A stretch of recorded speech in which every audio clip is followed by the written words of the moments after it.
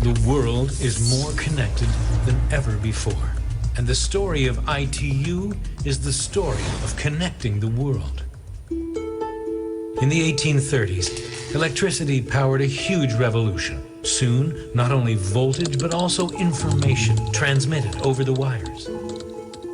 In 1839, the world's first commercial telegraph service opened in London. In 1844, Samuel Morse started a service in the United States. And soon after, the Morse code was standardized at the International Telegraphy Congress in Paris, later becoming an ITU standard. The telegraph spread like wildfire. Telegraph service began by linking Britain and France with a submarine cable, carrying over 9,000 messages in its first year. And the Reuters news agency began sending the latest news racing over the wires. As telegraph lines crossed national borders, new international agreements had to be forged. In 1865, 20 nations gathered in Paris to sign an international framework and formed the International Telegraph Union. ITU was born. The 17th of May is now observed annually as World Telecommunications and Information Society Day.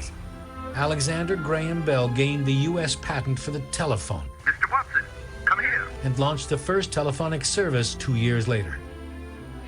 New inventions like telephone exchanges transformed telecommunications, and within 10 years, some 100 million phone calls had been made in the 50 ITU member countries. The radio. Practical systems were developed in the 1890s by Popov in Russia, Jagdish Chandra Bose in India, and by Marconi in Britain. In December 1906, Reginald Fessenden made the world's first audio broadcast to banana boats in the Atlantic with Christmas music and readings. The first radio regulations aimed at preventing radio interference were agreed at an international radio telegraph conference that same year. The Titanic disaster in 1912 highlighted the lack of 24-hour radio communication on ships, as well as the lack of interoperable standards. The International Radio Telegraph Conference in London agreed on a common wavelength for radio distress signals.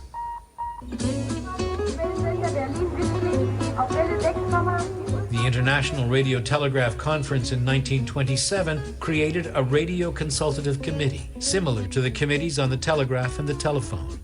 Soon after, the conventions on telegraphy and radio telegraphy were merged, and a new name was adopted, the International Telecommunication Union, and ITU defined the term telecommunication for the first time. New frontiers in technology reached the stars as radio waves helped observe celestial objects. Radio astronomy and other space services became part of ITU's key responsibilities. As the space race heated up, sending the first humans into space, satellite communication services began with the first phone call from space. In 1964, the first geostationary satellite relayed live pictures of the Tokyo Olympic Games. Geostationary satellites are now the mainstay of telecommunications worldwide, and ITU allocates orbital slots and radio frequency spectrum to ensure reliable, interference-free transmission for meteorology, aeronautics, and broadcasting. Against the background of new innovations and the coming internet revolution, ITU provided a networking platform to explore new directions in information and communication technologies. In 1971, ITU Telecom World opened its doors as an industry showcase and high-level forum. Mobile devices connect billions around the globe. In 1992, ITU allocated radio spectrum dedicated to mobile communications. IMT 2000, or 3G, became the global standard. The next step, IMT Advanced, was announced in 2012, and work is underway on developing IMT 2020, setting the stage for 5G technologies.